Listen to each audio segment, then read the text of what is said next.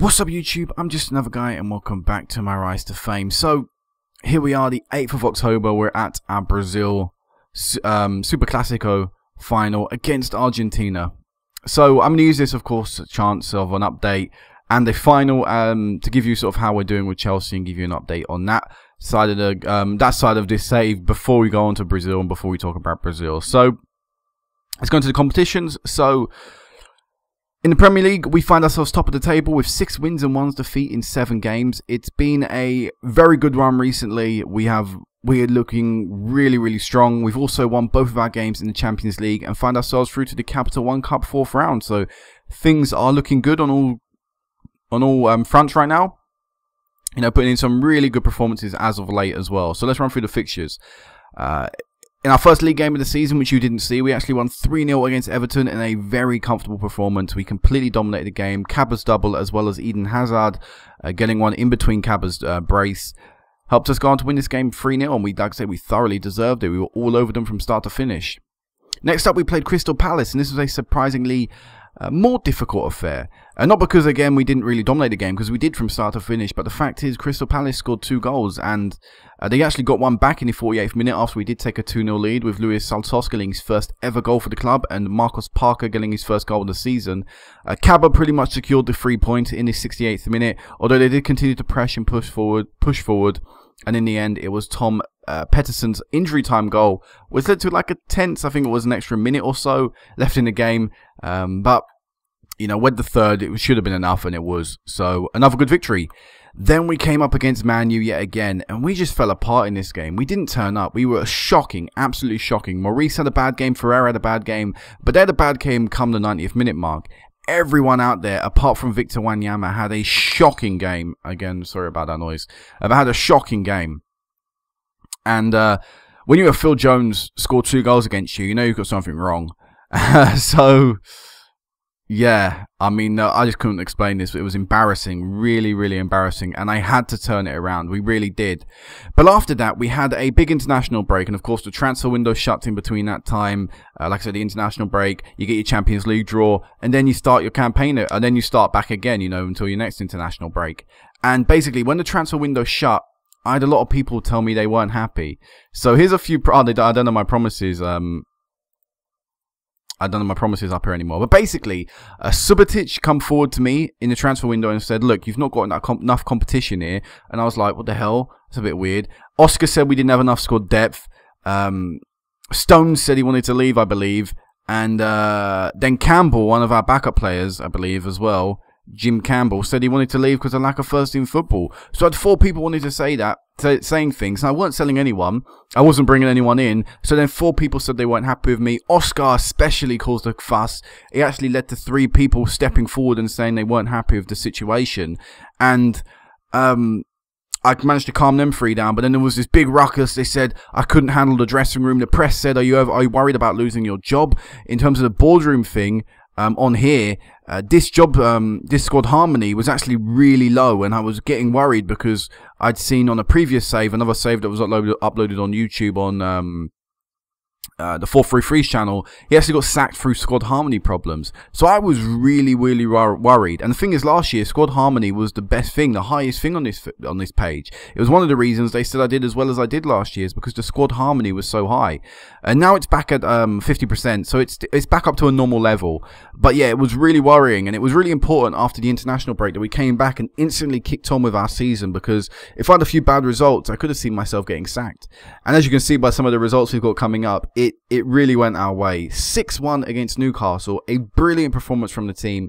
Eden Hazard getting a hat-trick come the 79th minute. Cabba, Oscar and Marcos Parker as well getting in on the scoring, helping us come back from being 1-0 behind. So a 6-1 victory after being 1-0 down is it's the best way you're going to get a 6-1 victory. You know, there's no better way to get a 6-1 victory. After that, we played Zenit and kicked off our Champions League campaign, and yet again we were brilliant. Cabba getting a double. Marcos Parker was sheer class in this game. I believe he got 2 assists, and Imbula as well getting on scoring. So another, again, a cracking victory and beating Zenit, probably the second toughest team in our Champions League group. Then we came up against Arsenal, and it was my first big challenge, I'd say, since we lost to Man U. So again, it was important that we could get the victory, and we won 5-0. Again, Marcus Parker had a fantastic game. Eden Hazard got himself a double, as well as Kaba. Overall, it was just a brilliant performance. Despite the fact the match stats say it was evenly fought, in the end, it was the standout performances going forward which ended up being the difference. And also the standout performances in defence. You know, you can't take away from that either. It was just, everyone played really well. Everyone played out of their skins in this match. I think for the badge and for the rivalry. And that embarrassed Arsenal. And like I say, it'll probably be one of the best results we'll get all season long, that 5-0 victory. Then in the Capital One Cup, I decided to change things up. I decided to rotate the team. We had youngster Robert Bellamy making his debut. We had our second choice keeper in goal. We had Satar making his first start of the season. Nathan Pearce made his first start of the season. Quintero made his first start. Sydney made his first start. And Colin Gell made his first start. As well as substitutes who would later come on. Ivan and Hassani made their debuts for the club as well. So I had a lot of firsts and debuts and stuff for this game. And lucky for me, it paid off. Colin Gell had an absolutely fantastic game. He was involved in attacking play as well as scoring 2 himself. Quintero scored a beautiful goal in the 36th minute, and Marcus Parker scored in the 75th minute and then was sub seconds after. And also his goal was, again, quite crucial because it restored the 2-goal lead that we had thrown away. We had a 3-goal lead, but we threw that away when Hampsall got 2 goals in quick succession, put the tie back in doubt. But with Parker's goal, it pretty much wrapped up the game, and we were able to get through to the Capital One Cup 4th round, where we have Southampton, another winnable game. So hopefully we can, you know, go on into the next round of that tournament. Anyway, after the Stoke game, we again came up against a London team, and we won 4-0, another fantastic victory. We completely dominated them. It was a brilliant performance. Again, beyond my expectations, the Arsenal one was beyond my expectations, and so was the Newcastle one, and so was this one. 3 league games in a row, we've been unstoppable. Mbulla, Parker, Hazard, and Maurice getting the goals. Again, another overall fantastic squad performance, a great squad effort. Then, yet again, returning to the Champions League, playing probably our toughest opponent, Schalke, and we won 5-2. Again, it was just another really dominant performance from the team. Everyone played incredibly well. Parker, Maurice getting a goal apiece, and Jean-Claude Kaba getting himself a hat-trick in the time span of 23 minutes. I mean, that's an incredible time for a hat-trick in the second half as well. So not only, you know, he's played a full hour up to that point. It's like he was fresh on the pitch and, you know, was exploiting tiredness and stuff. He'd been on there and he was just a brilliant performer, and he got man of the match, rightly so, for it. So 5-2 victory yet again. Swansea, this one's strange because it's the first time in a long time, since the Man U game actually, that we hadn't scored more than 3 goals. So they held us to a 1-0 victory, 1-0 defeat. We won 1-0. They held us. They lost 1-0, whatever. Yeah, I sort of said it the first time around. I said it from Swansea's perspective. And it was a penalty that gave us the win, Eden Hazard. Apparently there was some controversy surrounding it, but whatever, we won 1-0. And the thing is, in the build-up to this game, apparently they were very weak defensively. And I said, oh yeah, we'll love to exploit that. We're going to look forward to beating them, because I thought it was going to be another big victory coming our way. But it was only 1-0, but a win's still a win. You know, it doesn't have to be 5-6-0. 3 points is the aim at the end of the game. You know, I think there was a quote recently I saw posted on Twitter. It was like, Mourinho said, like, I think it was like a Mourinho and Van Gaal post, and basically the idea of it was Mourinho was like 3 points is the most important thing. Van Gaal's quote was that you want the 3 points, but you want to win it playing your certain style of football, a nice style of football, an entertaining style of football. And it sort of just showed the contrast between the two. And my philosophy is the same as like Mourinho. 3 points is 3 points come the end of the day. Which is why I had the defensive tactic, which I don't actually use anymore because we got battered by Man U using it. So that tactic's out the door. But yeah, that was, you know, I think that's a great mentality to have, because in the end, you know, your fans might not be pleased with certain standard of football being played. A bit like West Ham at times, you know, haven't been happy with the style of football Sam Allardyce plays. But if it's going to get you points and it's going to get you up the table, you've just, you know, you've got to be happy, you know, in my eyes anyway. If you know, what would you rather have? Would you rather be battling near the bottom half of the table, but playing an entertaining style of football? Or would you like to be that team that can pick up 3 points consistently, you know, top half the table, but get it in a bit of a scrappy way? Or boring way in any way. So I'd rather be that, you know, which is why, you know, we're top of the table right now, as in game. So yeah, you know, that's the fixtures. It's been an incredible year. Like I say, I've had that, you know, a few problems with the certain players, Sobotic, Campbell, Oscar, still not particularly happy. I think Stones is not particularly happy still either. Let me have a look. No, actually, he's happy. He's fine now. But So I've had a few falling outs and stuff, but there's nothing we can't get through. You know, picking up the right results, you know, a month or two will go by and these lads will forget about their problems. So that's what I'm aiming for. And looking at my actual run coming up, we've got Leicester, Spartak Prague twice. Sorry about that noise in the background. I got an email. Reading, Southampton, West Brom. I think I've got all winnable games up to this Liverpool away tie. I think that'll be on my next big challenge. And also the home game to Fulham afterwards, who are currently in second place. Fulham have been incredible so far this season. So, yeah, I think my next tough games will be these two. In fact, it seems like November as a whole is just a pretty tricky month. A lot of fixtures and a lot of tough ones at that. So, yeah, I think we can continue this run for a little while longer. And it'll be how we react to a loss, which I think will come at this stage. But how we react and bounce back from that. So, that's Chelsea. You know, players have been playing incredibly well. Caba's got 11 goals in 10 starts so far. So, his goal-scoring record's been great. Hazard's been incredible. Mbula has actually forced out my new signing, Mbele, just because he's playing so well. But don't worry, Mbele will come in if he ever drops form. But yeah, overall, just everyone's been playing really well so far. And we've been a lot more solid defensively this year as well, which is something I couldn't really say last year. In fact, if I go to last year's fixtures, you'll see that I think during my time in the second half of the year, we probably kept something like 3 or 4 clean sheets. We kept a clean sheet there, Tottenham, there and there. But basically, when I joined, there was a big old spell and stuff, so it wasn't like a consistent thing. This year, it's been a bit more of a consistent thing that we keep a clean sheet. I hope to do that a little bit more as well. So yeah, that's Chelsea. Let's move on to Brazil. Let's move on to the big old cup final that we've got today. So one thing I didn't realise is another thing about this competition I didn't realise, apart from a few other things, is that it's actually hosted in different places. And I would have thought it'd been hosted in Brazil and Argentina. This one's currently being hosted in Argentina, but it's not. I had a little inbox message, you know, like how the World Cup's bidded for. So is this tournament, and I think one was, this is sort of held in like a few different places. I think like Qatar was a bid that I saw on the list. South Korea was one. And apparently America is at the forefront of the upcoming bid. I think this is for the 2023 tournament. I think that's where the 2023 final will be hosted in that country. So yeah, today's game, it may be a neutral ground, but it's in Argentina. So it's going to be a home game pretty much for Argentina. So big pressure for my lads. Now the squad I've gone with, I think it's a very strong squad. I think something which is pretty typical with recent Brazil teams anyway, or the current Brazil team, is that defensively maybe they're not the strongest team around, but going forward we've got quality in abundances. You know, in the end I don't really have a tactic where I can accommodate everyone, so there's actually a few people on the bench which are actually incredible. But look at this guy. No, look at this guy. I mean, Neymar, 350 grand a week.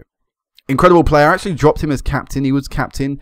But we have a better captain. Marquinhos is a better captain. He's got better stats for it. So I decided to put him in. A few people aren't happy with that, but hopefully that won't be a major problem. It seems like I can't help but upset people these days in my job. But yeah, we've got, like I said, we've got a lot of incredible people, a lot of real life people in there as well. Marquinhos, Gustavo is a real person. I'm going to point out a few. Thiago, I really like Thiago. I think he's a great defensive midfielder, 19 years of age. Pereira as well, another regen who I think is really, really good. We've got Oscar, he's going to be playing right attacking mid, a position he doesn't normally play for me for Chelsea, but he can play there naturally. We've got Fred, another real-life player who's just incredible. Not the crappy Fred, the actual good Fred. Yeah, this guy looks really good. Neymar is just Neymar. You know what you're going to get with him. 30 years of age, just great experience. And Antonio Fernando is another player that, again, I think this guy's brilliant. Shame I couldn't sign this guy last year, so I don't know why they wouldn't, because his goal scoring record is just second to none. He's going to be he probably is the best striker in the world right now, and will definitely become one. So, yeah, you know, I picked this squad based on a few things, based on the quality of player they are, and also form. A lot of people have like the same quality. As you can see, like 2.5 stars is pretty much a similar quality at this standard of squad. So then I look at the form and also look at where they're playing. And I've probably gone with a more European bias, but I still have picked people because of their form in the Argentinian and the Brazilian leagues. For example, this guy, you know, Francisco Thiago. He's played so well last year that I decided, and plus he's the sort of defensive midfielder I wanted, that I decided, yeah, you know what, I'll select him.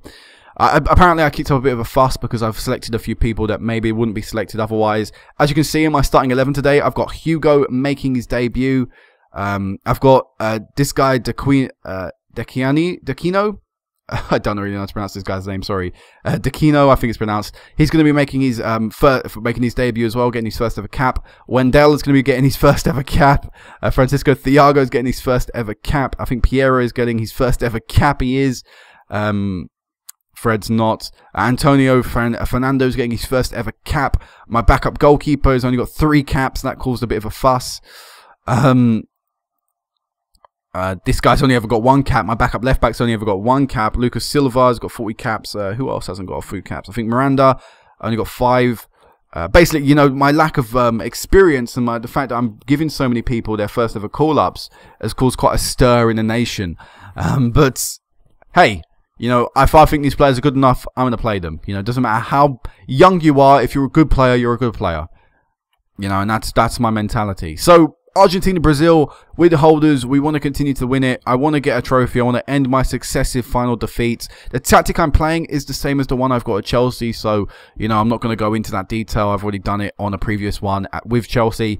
We're going to run through the team. So, Gustavo's in goal. Victor Hugo is right back. Marquinhos and D'Aquino are our centre backs, and Wendell is our left back. Francisco Thiago is our defensive midfielder. Piero is our centre mid. Oscar, Fred, and Neymar are our attacking midfielders, and Fernando is our striker.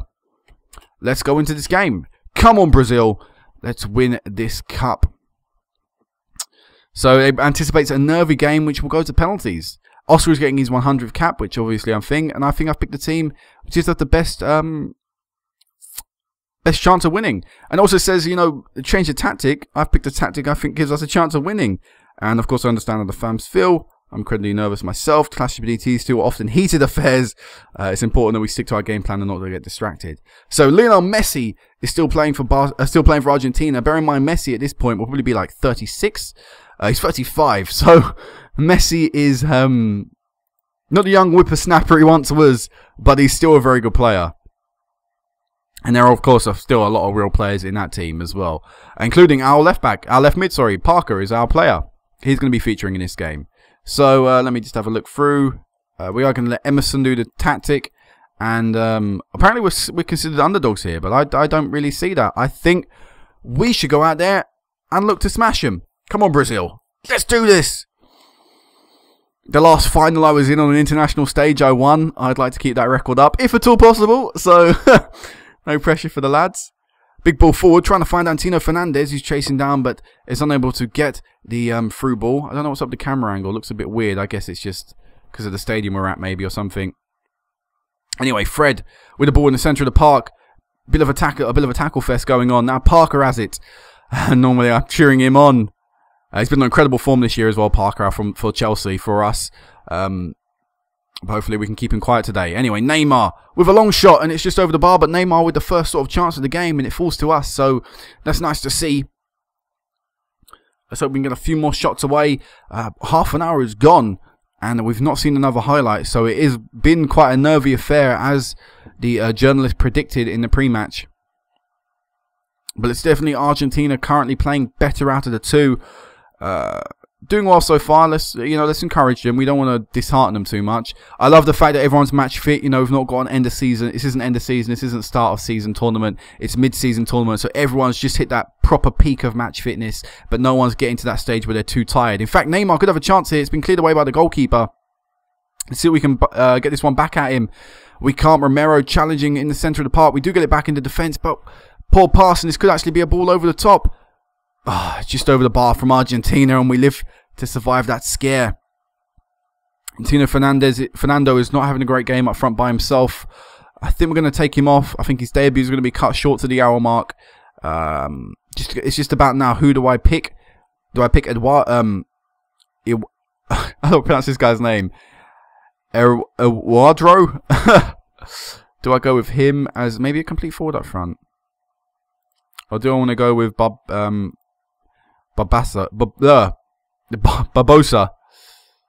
I think I might go with Barbosa. I think he's Leverkusen. Yeah, I'm going to go with Barbosa. Actually, no. I'm going to go with Iwandro. I think that's a bit better. But I'm going to go complete forward with him. Complete forward attack. And we'll just see how that does. But yeah, we're going to make that attacking change and just see what happens. Might make a change to the attacking midfield as well. Put Oscar in there and put a different player out on the wing. But let's see what happens from this highlight, and then we'll make the change. So we're starting off ball from the goalkeeper, building it forward. And now our striker, Iwandro, coming on and having a decent attempt, but can't get it on target. Another highlight. We're going to see this highlight and then pause the game and hopefully make that change. In fact, it's gone through to Iwandro and bang! We take the lead. Brazil 1-0. We're going to make that change anyway to the attacking half of the pitch. Actually, no, we're not. We're not going to do that. We're going to keep things how they are. But Iwandro making the difference as a striker, as the substitute. It was a ball over the top from our centre-back. Not the most Brazilian goal you'll ever see. And a little knock-on from the defender as well, which assisted Iwandro. But I'm going to take a goal however it comes. And it's 1-0 Brazil. It's actually Oscar not having a particularly good game. In fact, Oscar's with the free kick now as I say that. Forces a save from the goalkeeper. But yeah, we're going to probably take Oscar off. Just to add a little bit more of a mobile winger on the pitch in the form of Gabriel Barbosa, sorry, I don't know why I kept saying his name wrong. Who is a striker, and so a little bit more attacking minded, and also, like I said, a little bit quicker, a little bit more physical than Oscar, whose I think his physical stats are slightly declining in age, but he's never really been the most quick, never been the quickest player and stuff. So yeah, we'll go with the more attacking player and see what happens. See if we can add to our goal. Thiago's looking a little bit tired. Pereira's not playing particularly well in midfield. We're going to make a change because I just realised it's the 90th minute and nothing's happened. So we're going to use this as more of a time-wasting tactic than anything else. And we're going to bring on Miranda in the centre of the park. But I think we're about to win our first ever trophy in our first ever game with Brazil. As there's second, his time's done. Referee's got to blow his whistle now. He's got to blow his whistle. It's offside. That is it. Brazil have won the Superclásico. Bang! I've won my first ever trophy with my first ever game. I want to know how many managers can say that international-wise. I think Moyes won the Community Shield and Carlo Ancelotti won the Community Shield at Chelsea and Man U in their first ever games. But I mean, on the international stage, how many people can manage their first ever game and pick up a trophy as well? So, great performance from the team. Oh, not great performance, but decent performance from the team. But doing what needed to be done, getting the goal, grasping at that opportunity and taking it with both hands. And overall, in fact, we had about 3 or 4 highlights in the game. I think it was 3 highlights, and one of them was the goal. I think Argentina had 1, so we definitely had the better chances out of the 2. So, good performance, and like I say, first trophy for me at Brazil, and hopefully I can add to a few more. So, another trophy for my collection, my 10th trophy in my career. I don't think you can overestimate Oscar's thing. Fans will be brilliant. Celebrating tonight, having guided them to victory in the Superclásico. Obviously, the performance was fantastic. Absolutely delighted. The whole squad's on a massive high. I think the squad is capable of going on to become a real force. So, the fans are jubilant, as you would expect.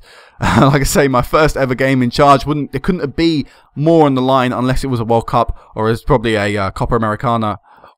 Not Copa Americana, God, what's it called?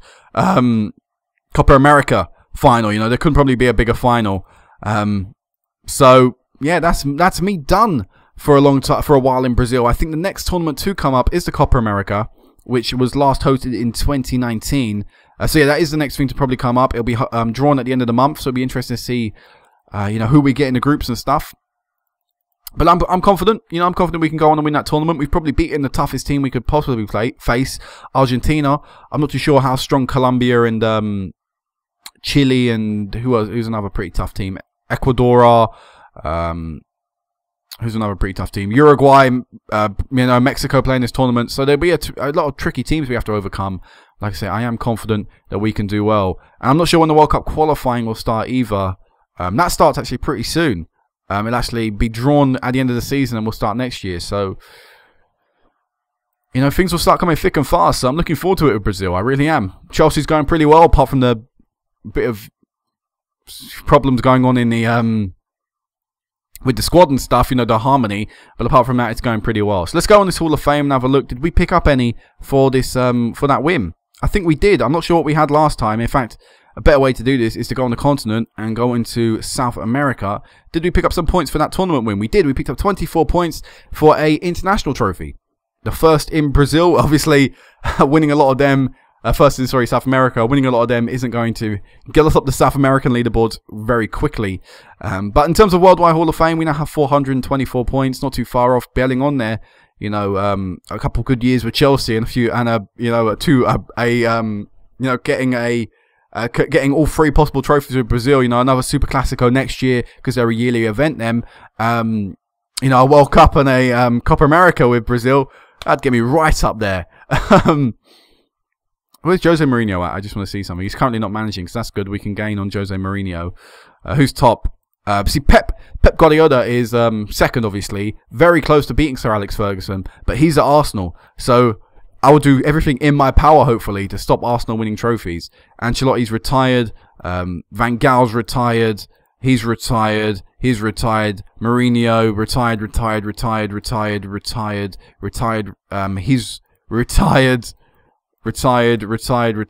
He's actually, retired.